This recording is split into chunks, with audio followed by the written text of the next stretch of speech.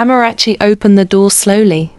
Her father stood there, holding a small wooden stool, the one he always carved when he wanted to think. He looked tired, older than his age, and unsure of how to begin.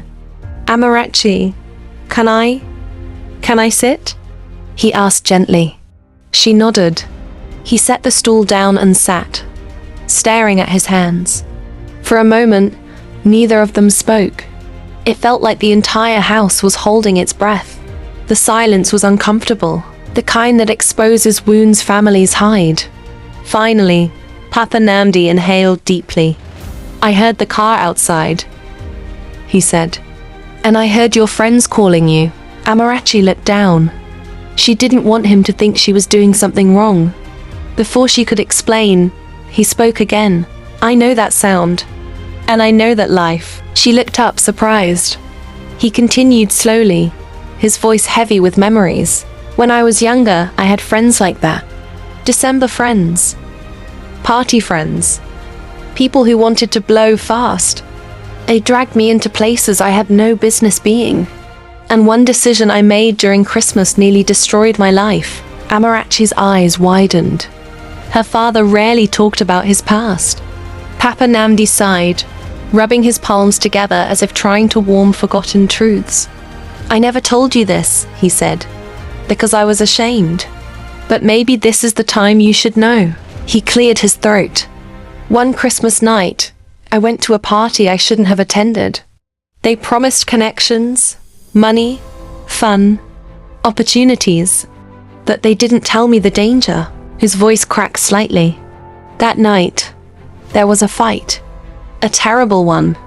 People ran, people screamed, and I was arrested along with everyone there, even though I did nothing." Amarachi gasped softly. Her father nodded slowly. "I spent 2 months in a cell that smelled like death, and those so-called friends left me there. By the time I came out, my future was already damaged. Jobs rejected me. People avoided me. My own parents cried for months." He paused, his eyes moist. "That one night," he whispered, "one night of December excitement, destroyed 5 years of my life." Amarachi felt her chest tighten. She had never imagined her father carrying such a painful story. Alone, silently, for years. "I started distancing myself from the family," he added. "Not because I didn't love you, but because I hated the man I have become. I was afraid my past would cover you." A tear escaped his eye, something Amarachi had never seen. "I failed myself, but I didn't want to fail you. When I heard that car tonight, something in me broke. I couldn't allow you walk the same path." Amarachi wiped her eyes quickly. Her heart felt like it was tearing open. "Papa, I didn't go," she whispered. "I know," he said softly. "I heard the car leave, and I thanked God." He reached into his pocket and handed her a small carved wooden star. "I made this for you," he said. "It means you don't need the world's light to shine. You already carry your own." Amarachi held the wooden star tightly. Her father looked at her with a seriousness she had never seen before. "My daughter, this season is full of traps disguised as enjoyment. One wrong step can change your destiny. I don't want you to survive what I survived. I want you to avoid it." Amarachi broke into tears and hugged him.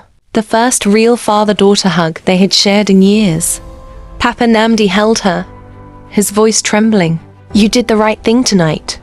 And because of that, your future is still open, untouched, undefiled, protected."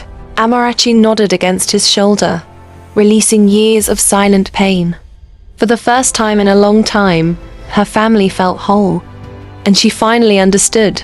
Sometimes God saves you from a trap you didn't even know was set. But the story wasn't over. In the morning, something unexpected would happen, something that would test everything she had learned.